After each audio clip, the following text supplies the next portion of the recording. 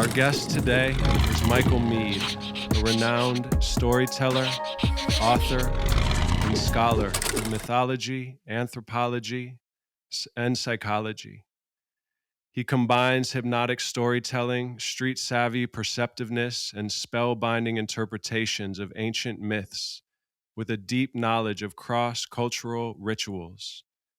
He has an unusual ability to distill and synthesize these disciplines, tapping into ancestral sources of wisdom and connecting them to the stories we are living today. Welcome to the Pink Hearse podcast. It is an honor to have you on today, Michael. Good to be with you, Zach. During your recent workshop, Myth and Emergent Truth, I was struck by your mention of the ancient tradition of preparing the ground at the beginning of a ceremony.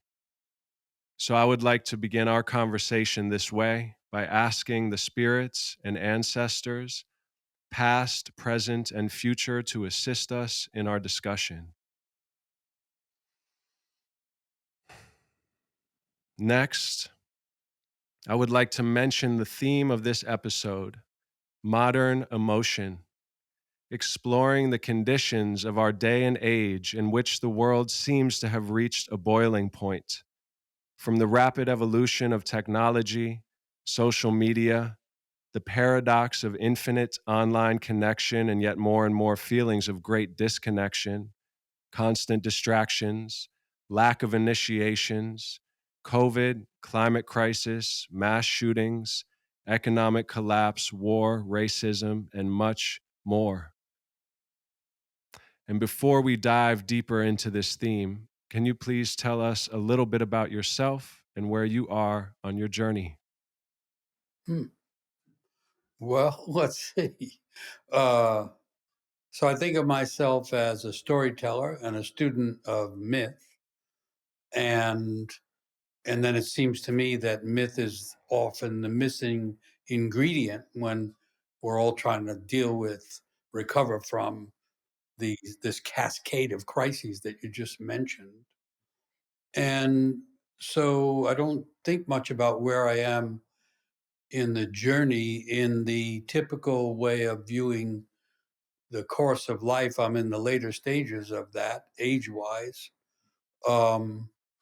And so maybe where I am, I'm not sure.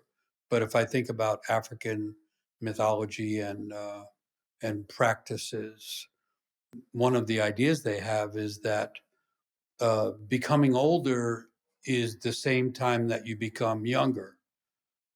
Think of Bob Dylan. I was so much older then. I'm younger than that now. So on a good day, at least, I'm the older person trying to stay in touch with the eternal youth within, which is another way of saying that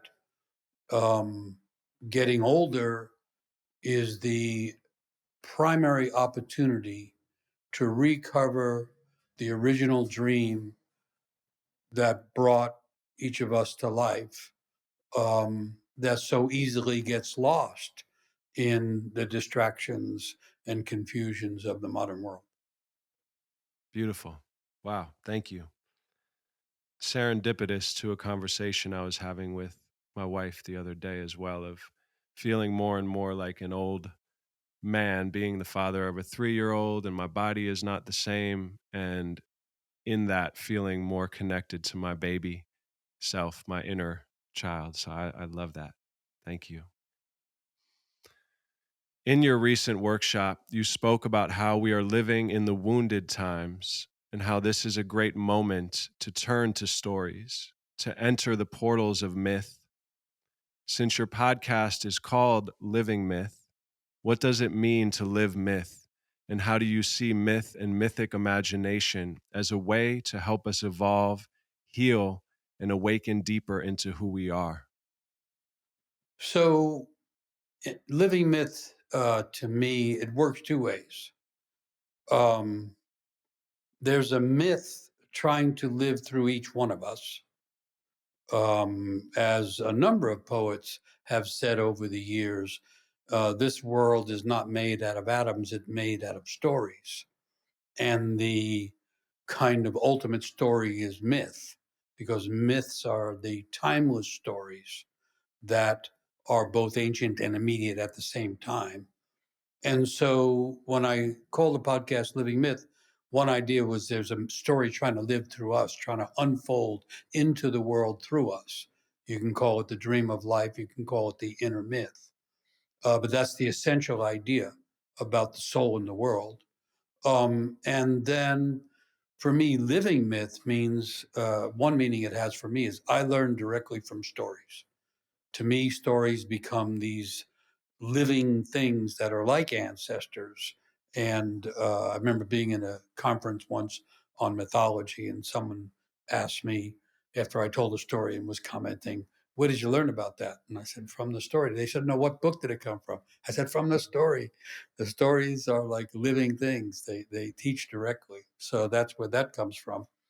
And then as far as the applicable nature of myth and mythic imagination, um, so one way to look at it is you say there's three levels to the world. And the first level is the practical, factual world, the world of time and place. That is also, in modern sense, often the world where logic is expected or at least applied sometimes. And so that's the logical world. And then there's a second world, which brings the inner together with the outer. And that's the psychological realm, logical and then psychological. And that's the realm of not just what happened to me, but what does it feel like? It's also the realm of how does it feel to you? How does it feel to me? It's the realm of the beginning of understanding relationships. And it's also the realm of complexes. Um, like old and young, the way we were talking about it, that's a complex. Those two come together. They're secretly united. That's a psychological consideration. And then the third world, third word is a charm. Third world is the mythological world. So logical, psychological, and then mythological. And each of those worlds is getting bigger and deeper as we go down. The first world can be superficial. The second one can be caught in its own psychology. The third one breaks into the depth of imagination, into the eternal ocean of dreams, into all of the stories ever told, which includes each personal story, but all the myths of all the different cultures. And to me, it's the biggest, deepest story place. It's the biggest a place of great imagination.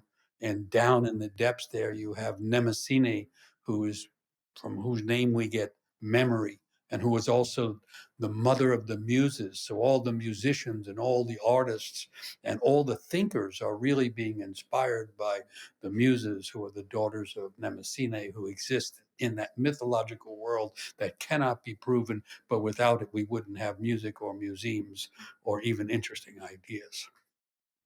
So to me, yeah. So what's missing in the modern world is often that level of mythological intelligence, narrative intelligence, and what I call vertical imagination, because humans are these strange beings whose heads and dreams can be in the heavens and whose feet are walking the goat's earth. We are intended to stretch between the depths of feeling and emotion and the heights of inspiration and imagination. That's really our task. Mm, amazing. I'm reading a book. Do you know who Dan Simmons is? I'm not sure I do. I'm not going to go deep into this, but I recommended it to my dad. This is the second. The first one is called Ilium, and the next is Olympus. And he definitely is somebody who is a master and takes mythology and all of the characters that you're, some of the characters that you're, talking about and speak about on your show, especially the Greek idea of everything comes in twos, the complexes. Um, and I don't know if you like reading fiction, but shout out to Dan Simmons. I think you might get a kick out of it, especially because I know, as you say, myths are whole, which is why they can't just be, created to sit down and write a new myth. But I feel like Dan Simmons does an extraordinary job honoring the myths and bringing them into a kind of, cyber dystopic, not quite future, and the end part of it, not to spoil it, is that everything is created by great minds. And so there's all these alternate universes and quantum portals that are opening based off Shakespeare or William Blake, and the power of an original mind can literally create the physical world. Anyway, not to go on and on, but it reminds me of that. So I'm so excited to be talking to you. It's a bit surreal because of how much I've studied your work, especially in the past year, where I've been going through, as I think a lot of us or all of us have been going through tough times. So, as I was sitting down to prepare this episode, there was a flood that came, like the flood you speak of, that, the original stream of wisdom, which I love that idea, and how a teacher is somebody who can stand in the flood and make it, you know, sippable for the students. So I was definitely feeling flooded thinking about this episode. So I'm going to do my best because I think I have too many questions for you and I don't want to burn us out. But yeah, bear with me, everyone. So I'll just stay on track for now. But modern people often consider myth to mean a false narrative. If we believe we are living in an accidental universe, then we feel like accidental beings. This is an idea I heard in one of your episodes, I believe. Because all of the usual elements of society are no longer working, perhaps we are ready for the medicine of myth again.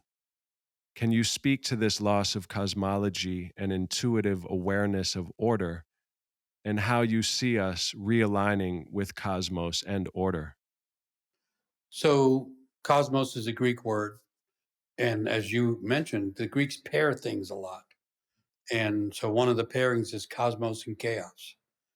And cosmos means, the simplest way to say it is implicate order, that creation has an implicate, implied order.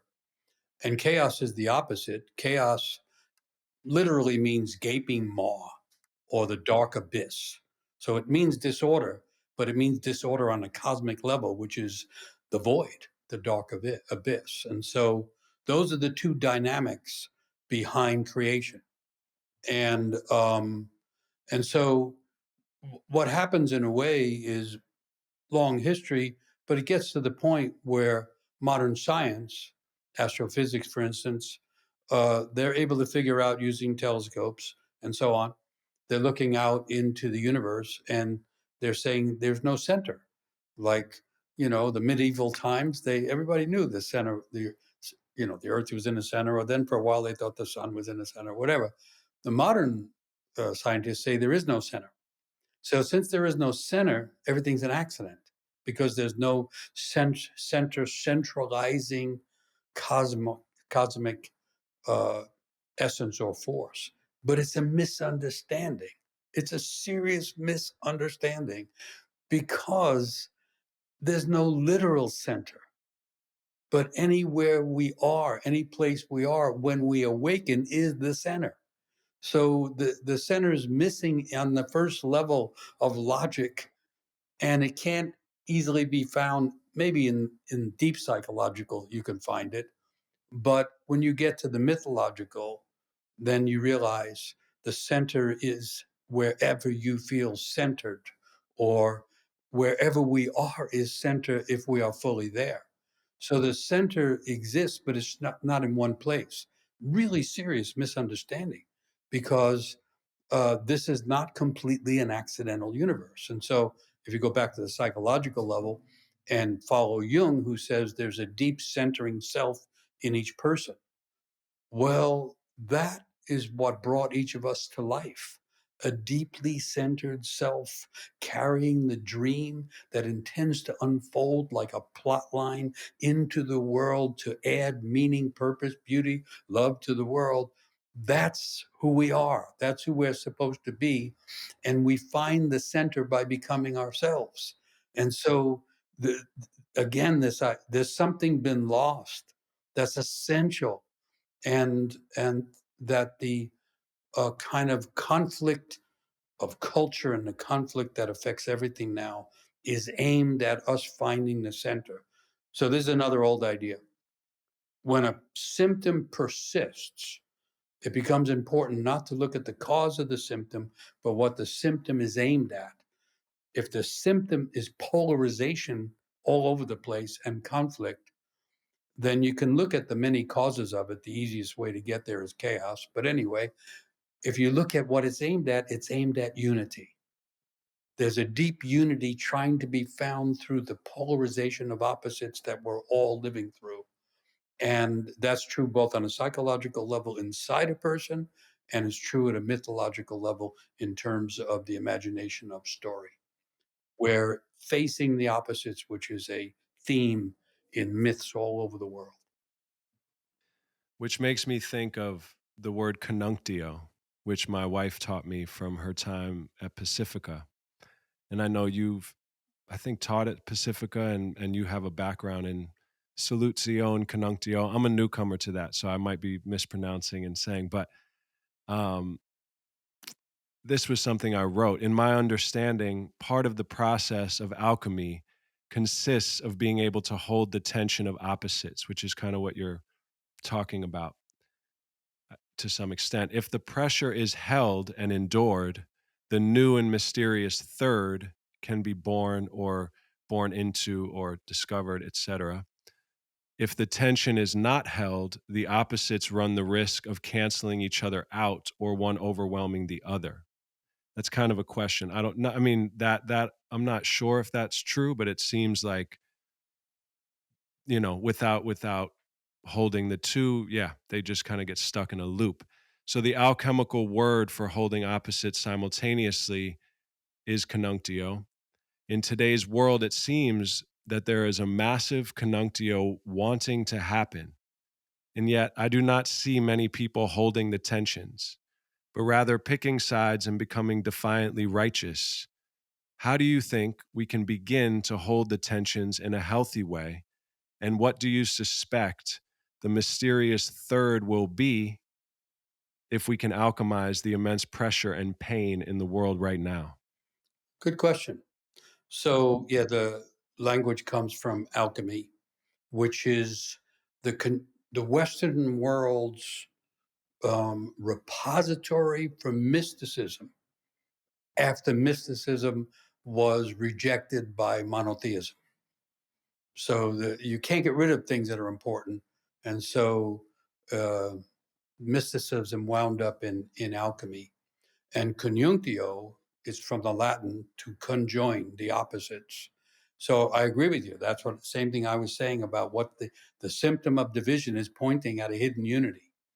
Um, and so then, and one way to look at that is that the tension of opposites creates the third thing, which is not a, so like when you look at politics and politics becomes increasingly polarized. Um, well, here's another idea. When the opposites are not faced, they don't cancel each other out necessarily, they occur at a deeper level. So all the things that haven't been faced, we're in the United States here, and all the things that haven't been faced in the history of the United States, racism being one, misogyny being another, we could name them all. Um, Not facing them makes them occur at an even deeper level with a greater polarization. And another way to say it is what is not consciously faced in ourselves gets acted out as fate in the world. So the failing and refusal to face the tension of the opposites historically now has it acted out as political fate in the world. And it seems like nothing can happen. But purpose, I'm repeating what you said, the purpose of the polarization is to create the third thing. And the third thing is a created thing. So it's hard to predict or project what it is. And because it's collective, that is to say, we're collectively polarized, the third thing will turn out to be many things, many hidden unities that can be unities of the spirit, unities of the soul. They can be literally creative efforts that give birth from that tension to unseen things, things not seen before. But there can be many outcomes. because it's now a collective thing that's happening to us as a community, as a culture. And so, one way to think about it is a child cannot hold the tension very well. There needs to be immediate satisfaction.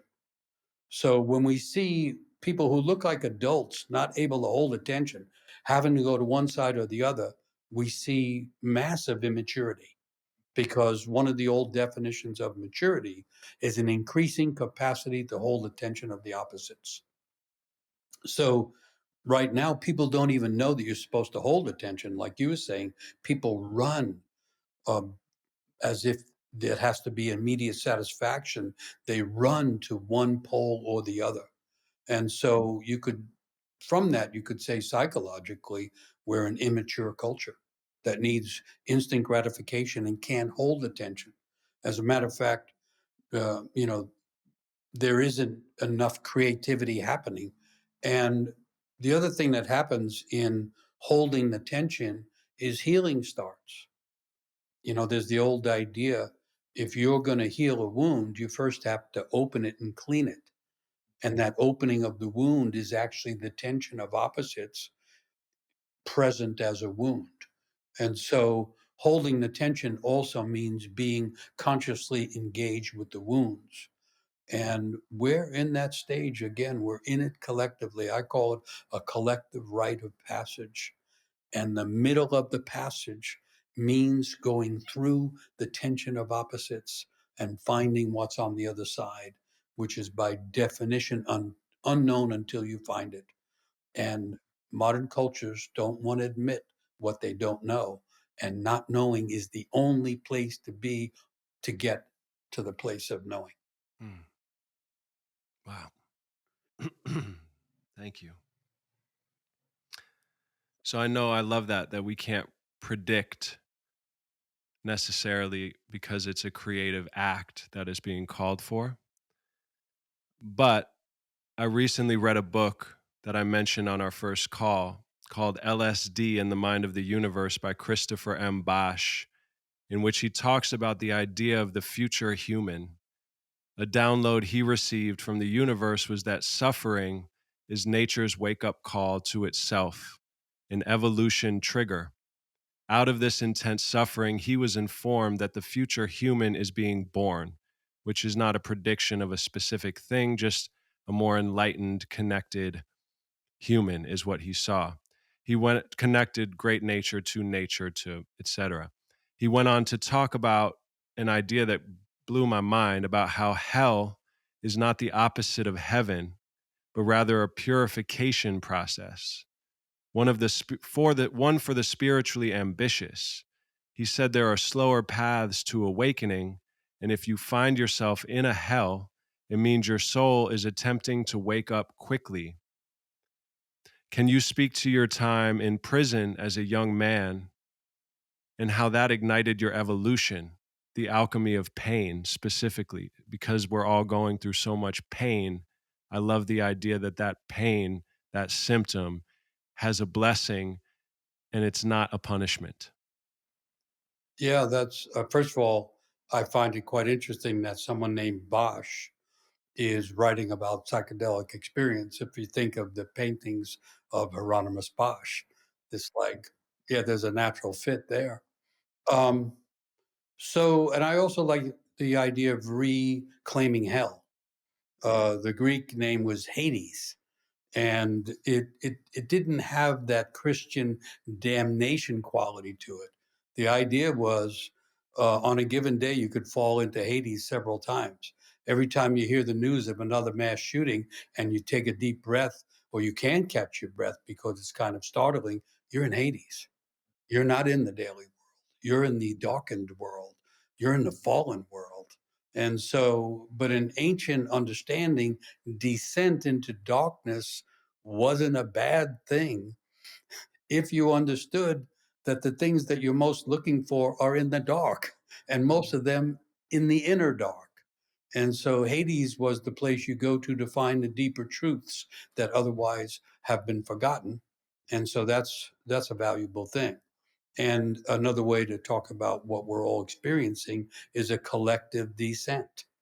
and it's happening because of climate crisis and COVID pandemic, and it's happening because of the mass shootings, and happening because of the loss of culture as a cohering force, and so on and so on. So we have to get used to being there. And so I'll use that as a segue. So when I was like 20 years old, I had to get used to being in a fairly dark cell all by myself for a fairly long period of time, for many months on end.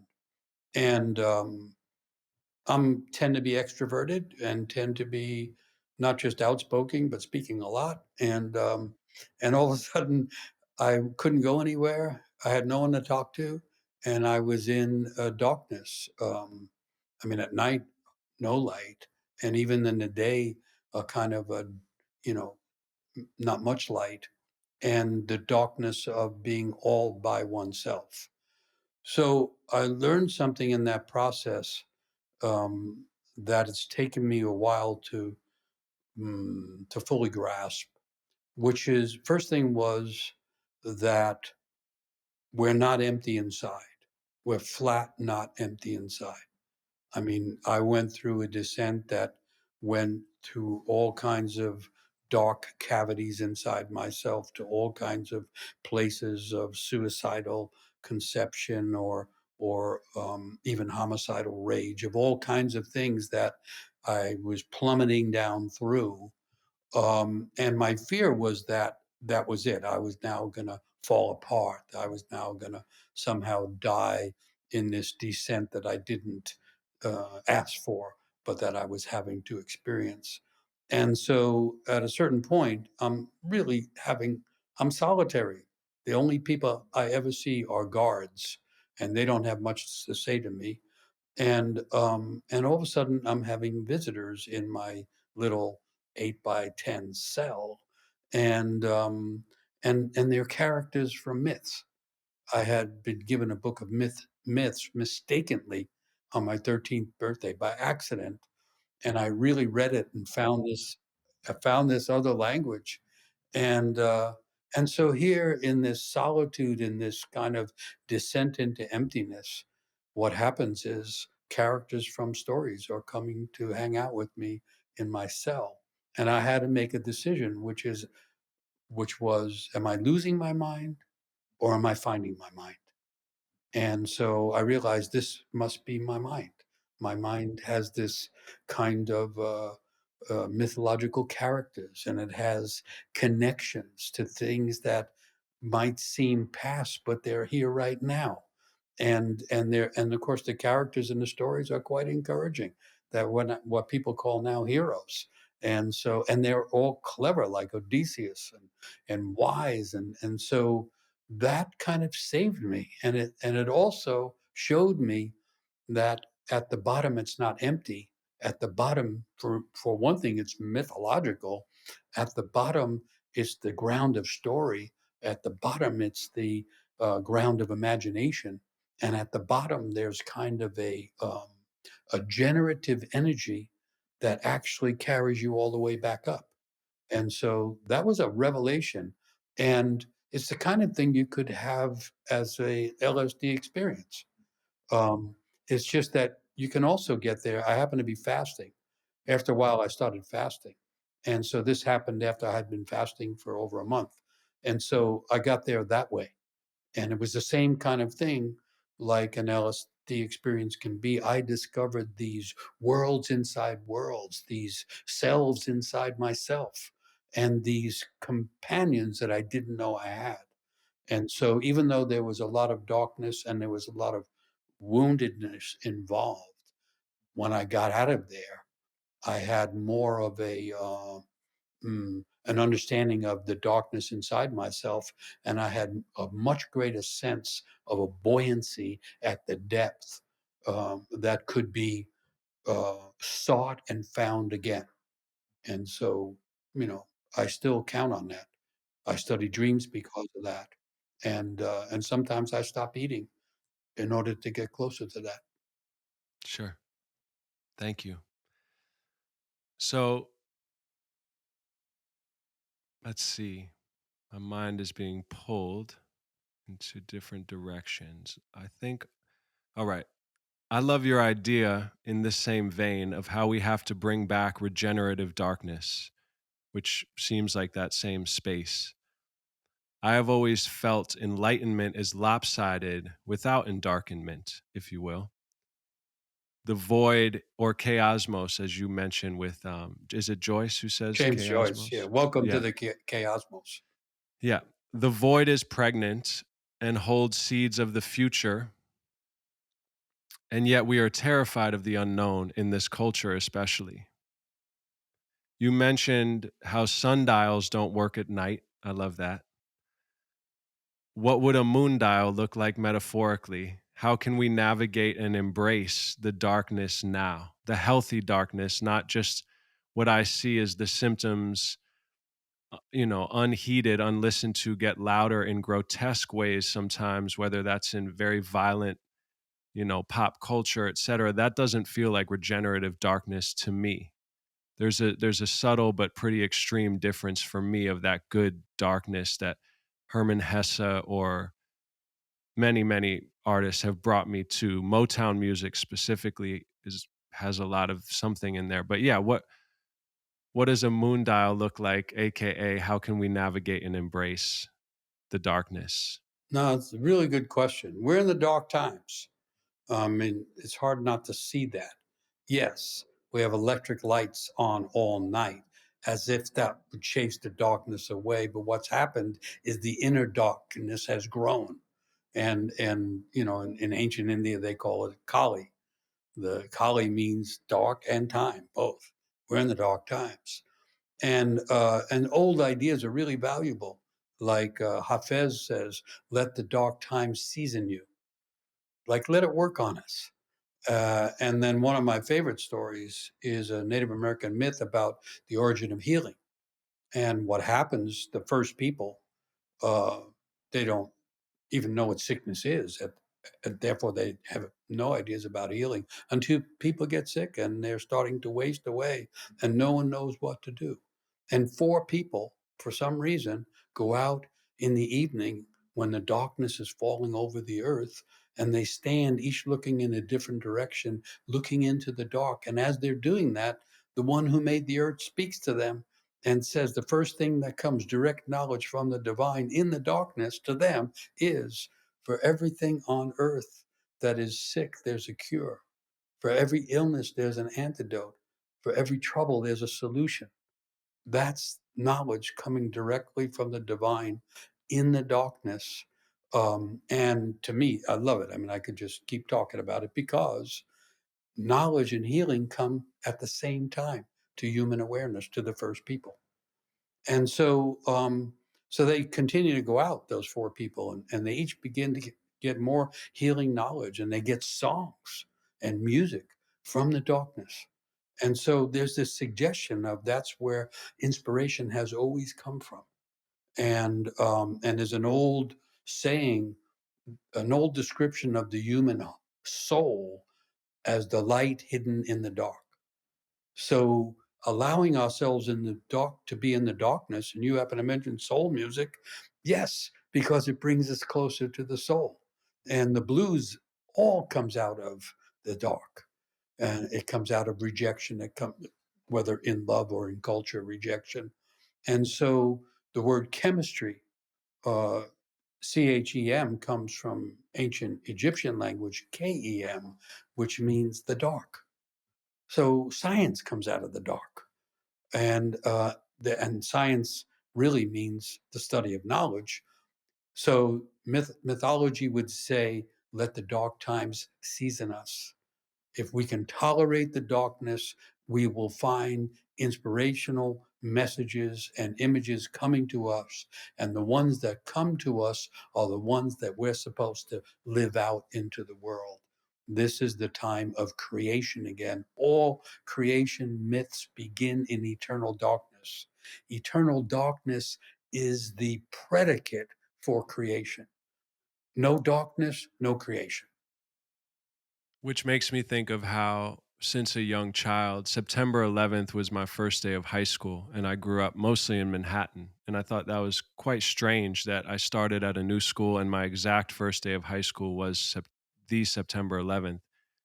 And a little bit before then, but definitely that put an exclamation point on my deep awareness of how much suffering there is in this world. Where before it wasn't that I hadn't felt pain, but going to Waldorf schools, being the son of two parents who read endlessly fairy tales, soul music, there was a lot of magic in my life. And I felt connected to the fact that I'm a mysterious being on a rock in outer space, whatever that even means, on my quest. And then that juxtaposition, living in New York, September 11th, most of my friends didn't care about what I was talking about.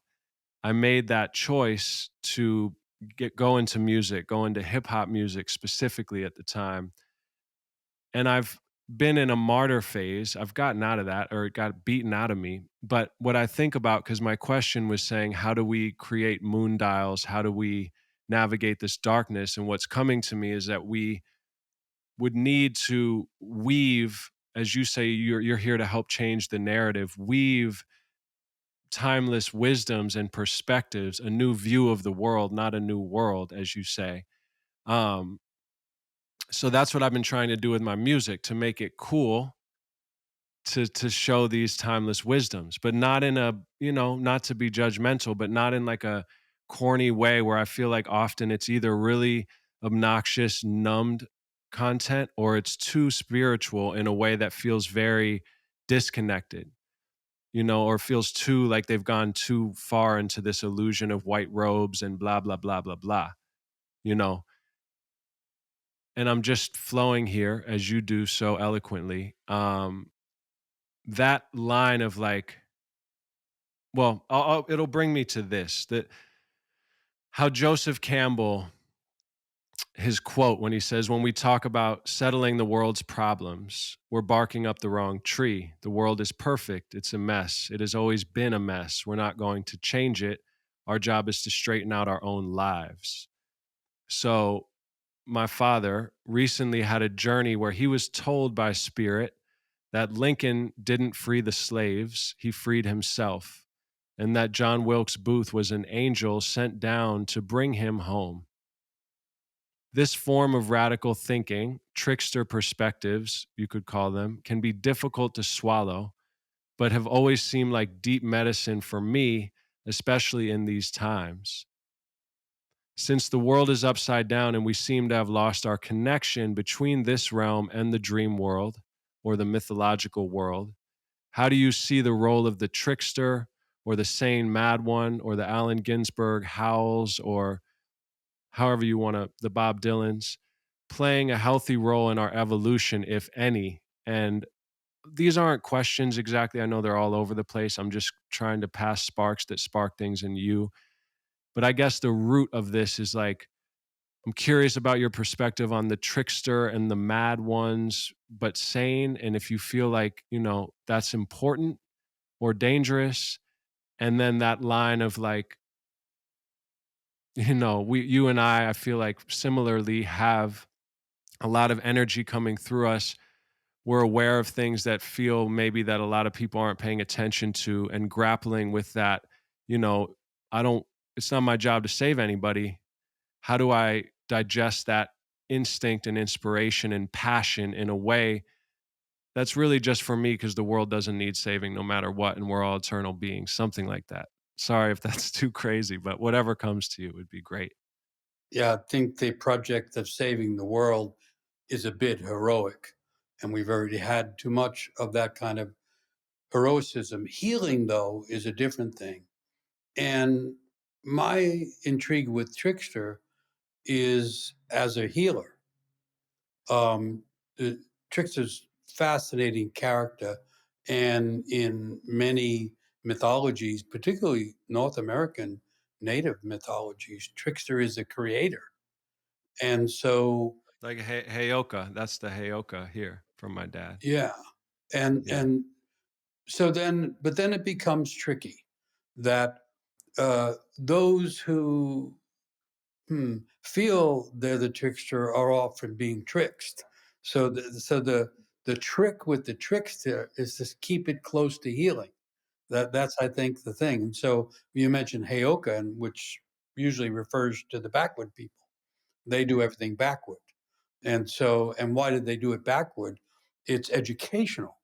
So everybody's doing their ritual of going down to the water and being cleansed and everything. And the Heyokas go the opposite way. They come out of the water and roll in the mud. And so they're trying to show the mainstream or the regular folks that you're only seeing one part of it.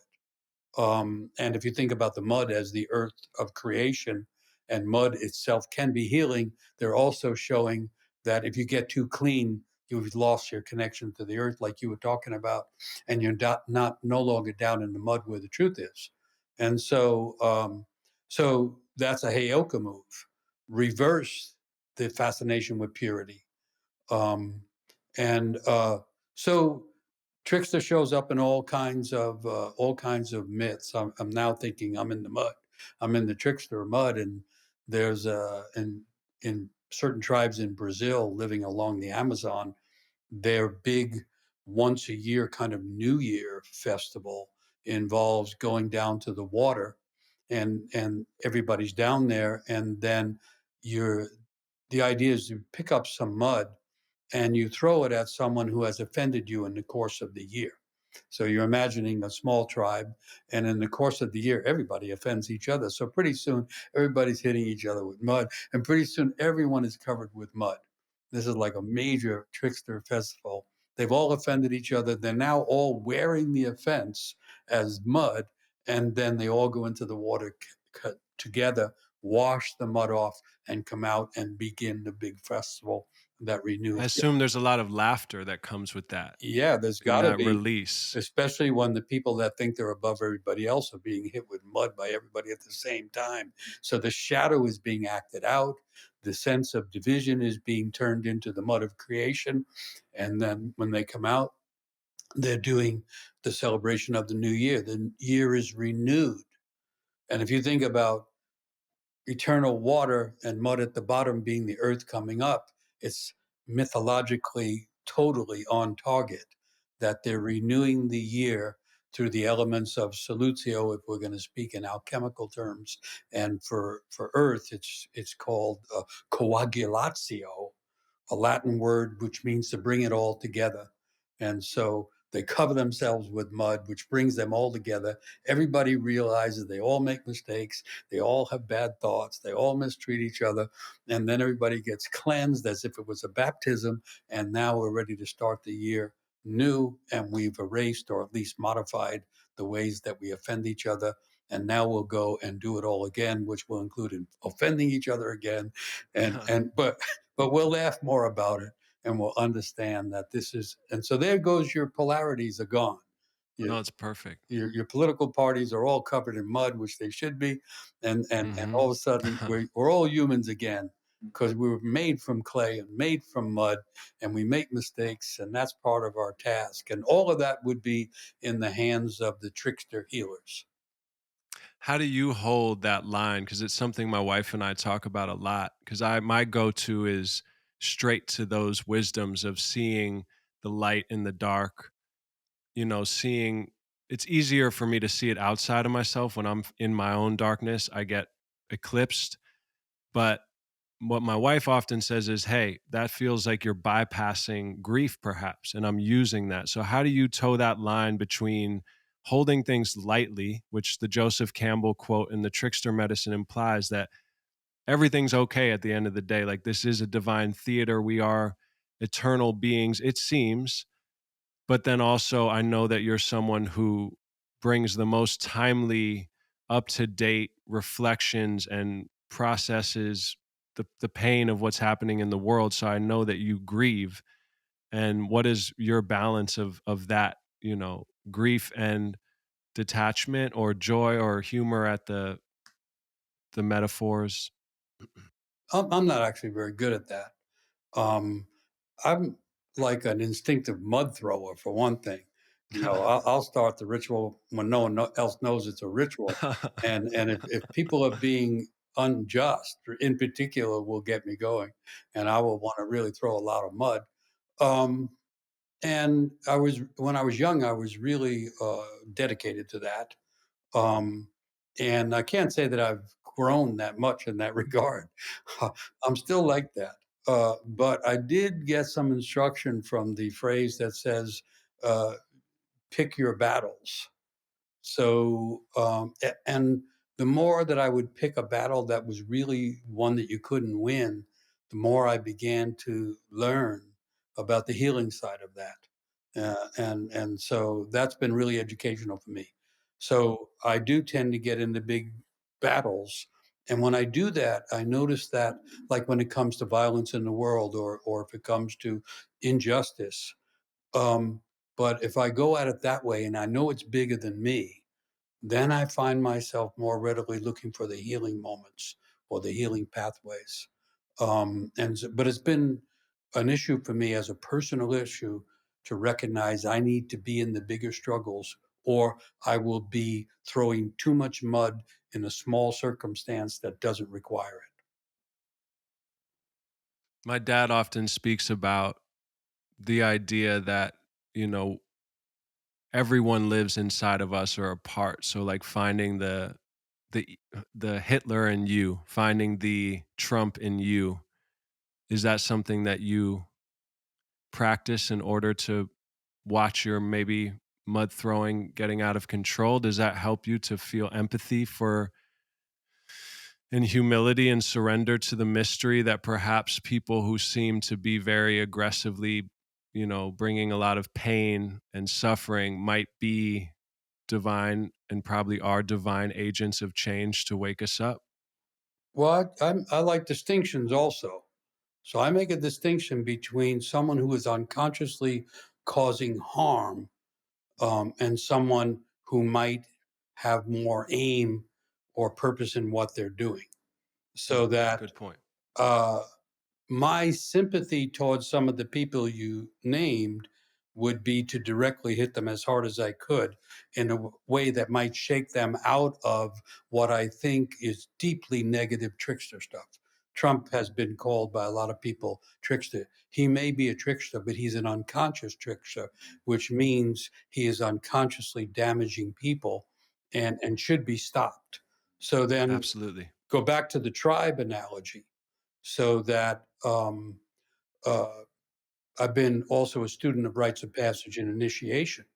So one of the things that would happen in initiation in a healthy cultural situation is, would the elders would be like initiators, and they would have gone through their own darkness. They would have found and to some degree healed their own wounds. And here's coming, the young people, the girls and the boys, and we'll stick with the boys because Trump is actually a boy, uh, you know, looking like a man. And what happens in that initiation, the young person is brought into intense circumstances, so they have to face their own darkness. They actually have to face their own woundedness. And in that process, they also find their hidden gifts and their genuine purpose in life. Those things all come together. And so, in a healthy society, when you get someone coming along who is narcissistic in the extreme, which means everybody's narcissistic to begin with. That's what babies are like. And then somewhere in life, we're supposed to have the bubble of narcissism penetrated, so that we realize we are not the center of the world and we are not the victim of the world. And since we don't have rites of passage, we have a whole bunch of people that look like they're grown, who are very immature and narcissistically immature. And so someone like that coming along would have their bubble burst. And you mentioned New York. I grew up in New York City. I know. Yeah. Yeah. And Where in New York City did you grow up? in Queens. And Queens. then Yeah. I went to high school in Manhattan also, and Got it. later lived in Manhattan. But in my neighborhood growing up, uh, if someone was acting with that kind of narcissistic self-importance that was damaging others, you would hear one of the oldest guys saying, "Who's going to kick his ass?" It was as simple as that. And at the time, it was hard to understand, but it really was a kind of trickster medicine. Take the person that's too big and knock them down, so they understand they're not bigger than life. They're not bigger than other people. They're not bigger than the neighborhood. It's a kind of service in a way that, Absolutely. and so that's missing now. And so you have a lot of people that are adult, extreme narcissists. They get elected to positions of power. And one of the true harms, if a person has power and doesn't know how they're wounded, they will not notice conveniently how they're wounding others. And so yeah, this is a complex area. And coming from an Irish background, there's an old idea that says if someone is using power unjustly, you have to either reduce them with satire, or trick them into awareness, or if it comes to, if there's nothing else works, you fast against them. People I use remember that in your book. Yeah. Yeah, Awakening the Soul. I read about that. Yeah, people used to sit on the doorstep of those misusing power, and they would fast until they died on the doorstep. And what they were doing was saying, in terms of archetypes, the archetype of care and nourishment and feeding is more important than the archetype of power. And we're going to die proving that until you wake up.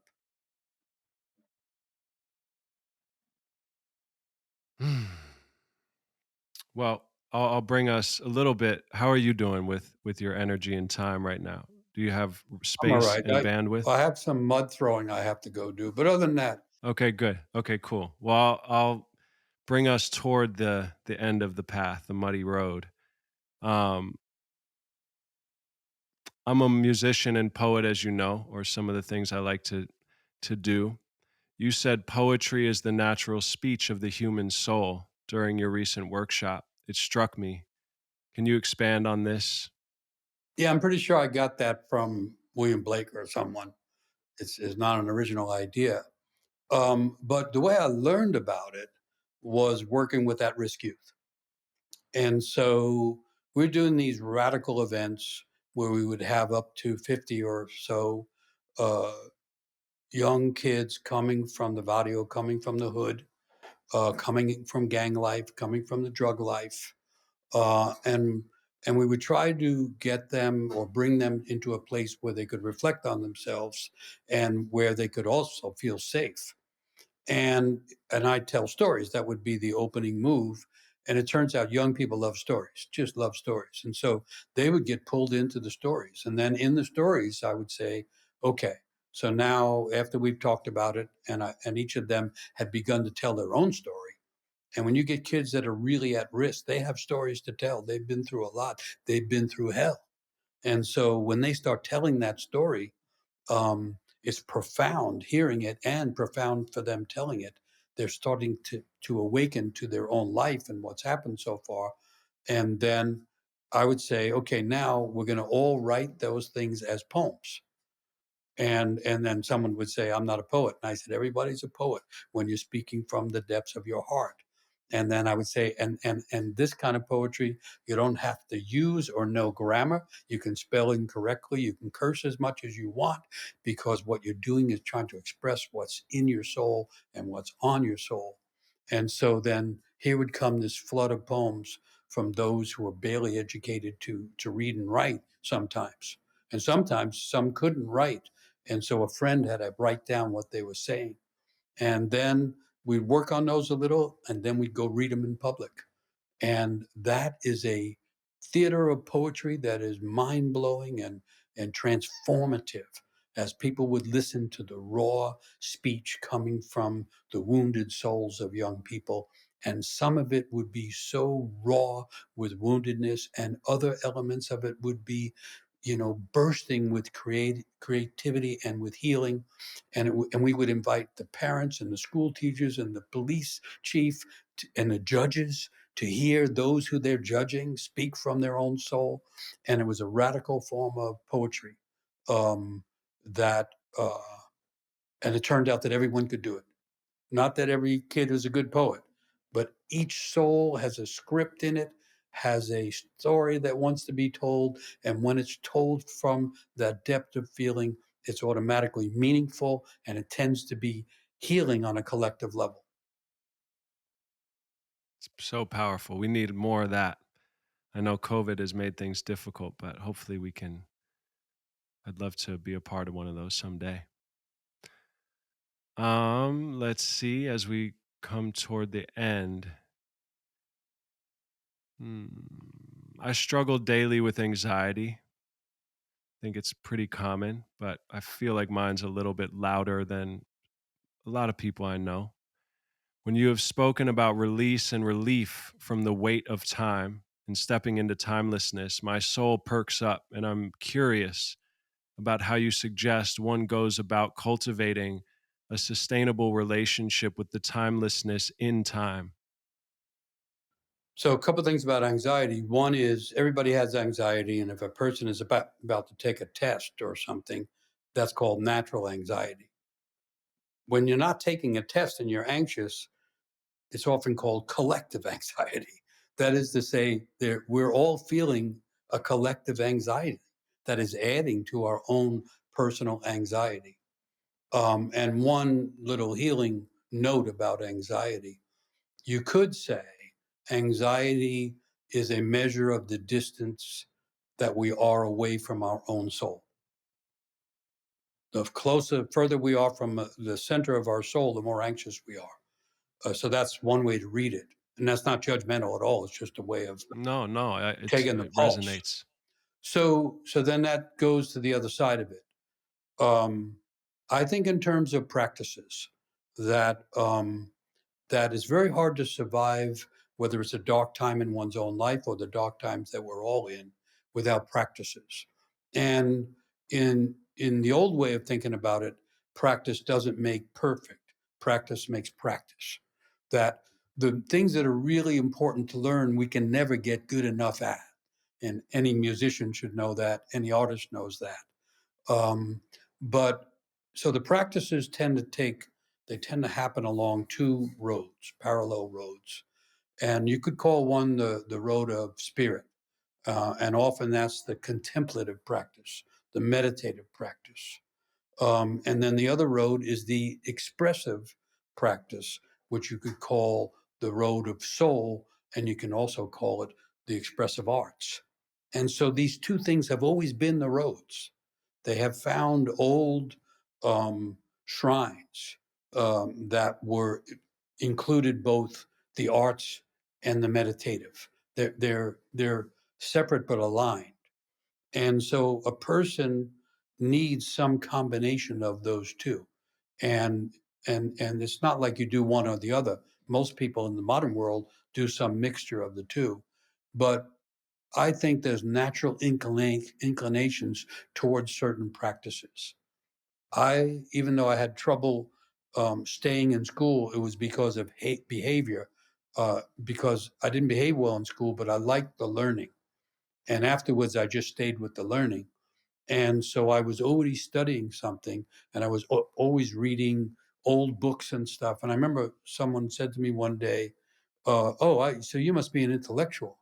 You study and you got all these books." And I said, "Hey, I haven't insulted you. Why are you insulting me?" I felt that was an insult. And I wasn't sure why until I found the old idea from India, the path to the sacred, that's called jnana, Jnana, the path of knowledge. A person who loves to study and immerses themselves in books without knowing it usually is on the sacred path of knowledge. So realizing that there's these inclinations that as modern people we think might be a hobby or a personal predilection, but seen through the old knowledge ways, they're usually a practice. And so a person needs their practices. And it isn't like if your practice is music or let's say singing, which everyone's a singer. And the idea isn't to be the winner of the voice or whatever the show is now, but the idea is to find one's own voice and then to find how to use that voice. And then in the case of practice and taking care of oneself. For instance, I've encountered all these songs that are protection songs and healing songs. And you don't have to be a good singer, you have to be a willing singer. And the things that we can't carry on our own, which are many, many in the world right now that cause anxiety, can be put into a song and sung into a different state. And so there's any number of examples but people have natural inclinations towards certain practices that are either contemplative and meditative or expressive arts.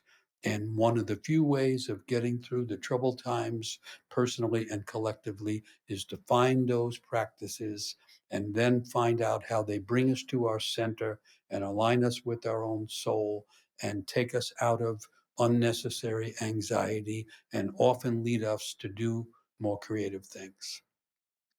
I love that. Thank you. Beautiful. In a future time, if the universe wants us to, I'd love to dive into the relationship of when you have something and then sharing it with the world via social media or all of that feels like a very dangerous, painful uh, bridge of illusion that I've seen stagnate and cripple so many beautiful people I know, myself included to some extent. So I don't want to go into that now, but that is something I feel is the source of great anxiety for many people who have gifts, but then are intimidated to share based off the capitalistic society and whatnot. So, anyway, at a future time, I'd love to pick your brain.